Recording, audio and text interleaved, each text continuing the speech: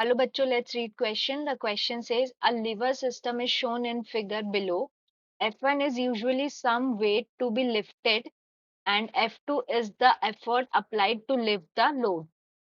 Choose the correct statement. Statement 1, the ratio of F1 upon F2 is equal to mechanical advantage, that is mechanical advantage equals to F1 divided by F2 is equals to D2 upon D1.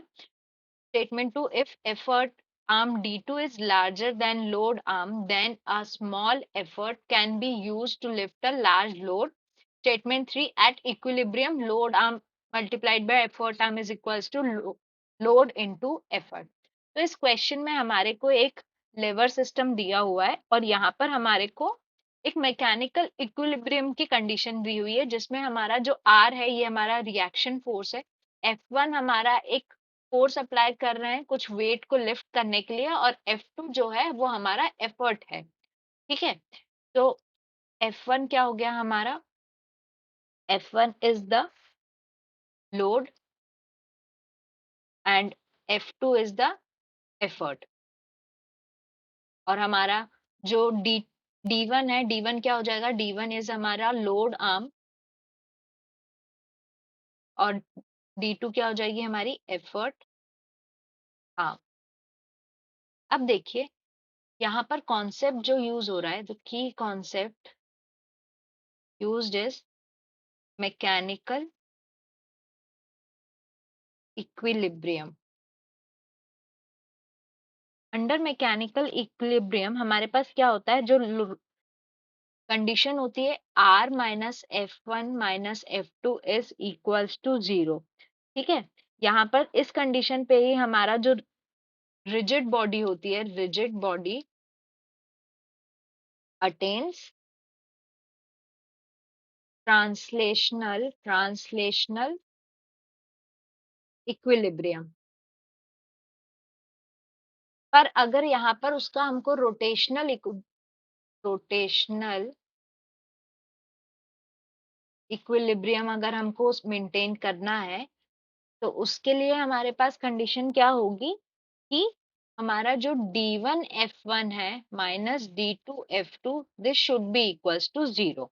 अब अगर ये 0 है इसका मतलब ये होता है कि the sum of moments about the fulcrum is 0।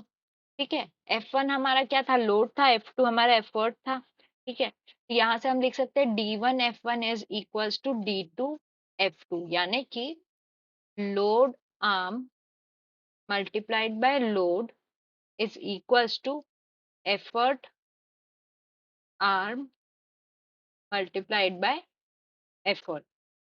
ठीक है, और एक चीज ये कि F1 अपॉन F2 ये क्या होता है हमारा, दिस इज मैकेनिकल एडवांटेज और इसकी वैल्यू क्या हो जाएगी, इस इक्वेशन की हेल्प से हम अगर देखें तो F1 upon F2 is equals to D2 upon D1। ये होता है हमारा अंडर इक्विलिब्रियम।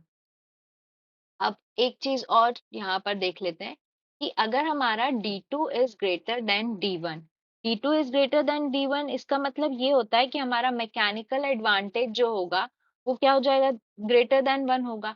और इसका मतलब ये होता है कि small effort can lift large load. क्यों, क्योंकि हमारा F1 will be greater than F2। F1 हमारा क्या था, लोड था, और F2 क्या था, हमारा एफर्ट था।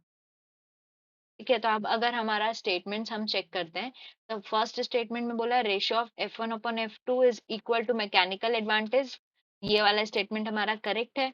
If the effort D2 is greater than load तो हमारा small effort can lift large load, तो ये स्टेटमेंट भी करेक्ट है।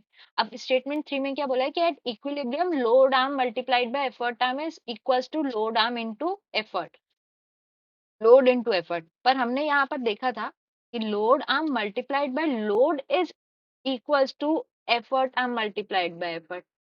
ये स्टेटमेंट हमारा क्या हो गया, third statement is wrong. Correct options क्या हो गए हमारे? Correct option is both 1 and 2, यानी ऑप्शन सी। तो आंसर क्या हो गया? Answer is option, answer is option C. I hope you understood the question well. Best of luck.